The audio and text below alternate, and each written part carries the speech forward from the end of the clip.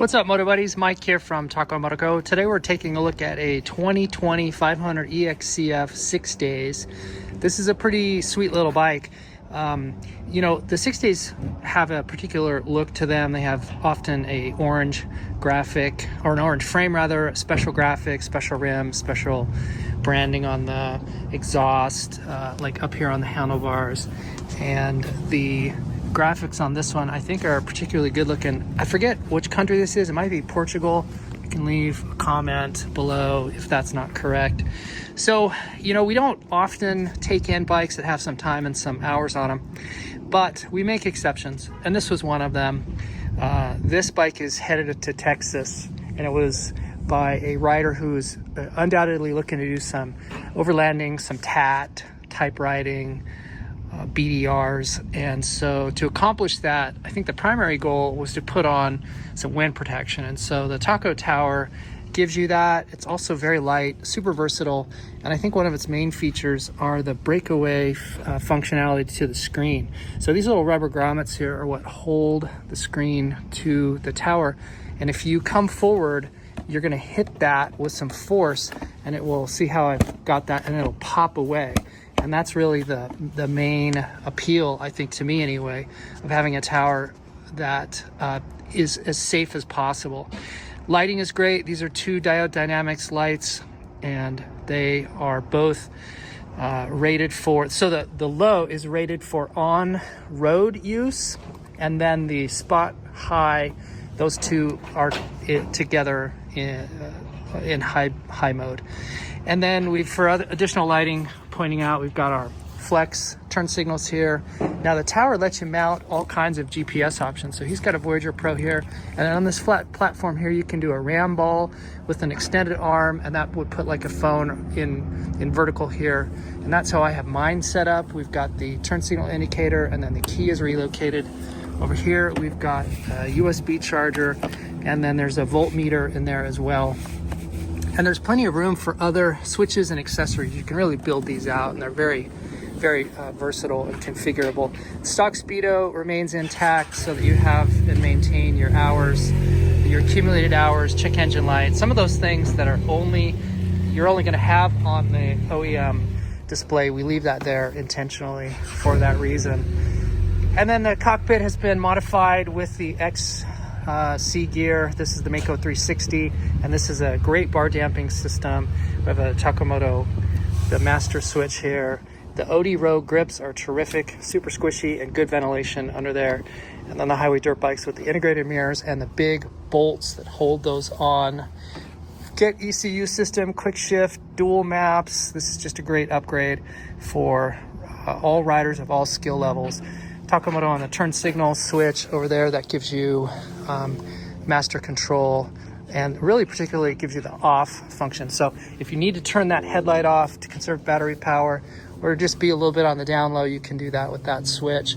Highway dirt bike, we talked about that. Here's their shields, pretty attractive, and real big, a lot of coverage for your hands, keeps your hands protected from cactus and bushes if you're out doing some hardcore off-roading. Cherubi's fuel tank upgrade size there, and seat concepts. This is the standard comfort width. This is not the wide width standard. It's a little bit taller. This must be a rider who's got a little bit of height on him. And down here, take a look at the fuel line. So this fuel pump's been upgraded with the Tacomoto fuel pump, the 250-hour in-tank filter, and then there's our Fuel 90. And we've got some hosing here that takes care of the different size. So when you have an aftermarket tank, they're often lower and maybe even further out than the OEM tank, and so you can conform the hose as you need to with that.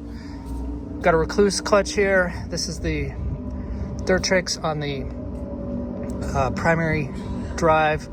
Dome washer, these are a really nice upgrade. Bulletproof here. Great levers, super rugged, real bend resistant. These are billet, super nice.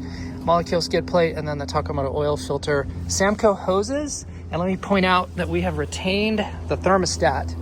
You will read in all the online forums how people like to take their thermostats out and they think it has a benefit, and the data just doesn't demonstrate that. And you are better off on a 4-season dual sport bike to leave your thermostat on, and we always do. We ride in Vegas, ride in Baja, and we leave our thermostats on. P3 Racing here. P3, this is the carbon fiber exhaust shield, and it goes all the way here to the frame, keeps your pants from getting melted onto the muffler. The suspension has all been redone. We take care of that here. And then there's an X-Trig for adjustability. Now he's gonna be riding some Moscow bags. You see he's got some clips here, and on the top, and on this is the heat shield. So when you throw the weight of packed out bags onto a bike, you're gonna need to adjust as you have them on and then take them off, adjust the race sag. So this lets you do that really easily. Notice that we have the horn relocated down there, and then we have this heat shielding here as the shock goes by the exhaust. STR for that guard down there. And Motov's Tractionator, just such a great all-around tire. There's a lot of good tire choices out there in the intermediate flexibility in terms of like the rubber compound. This is a great all-around tire. There are better tires that are more specialized for more specific uses, but this is great general use tire. And I think there's mousse. No, this one is not mousse. He's got a tube in there, probably a ultra heavy duty tube. Undoubtedly there's some puncture sealant slime in there.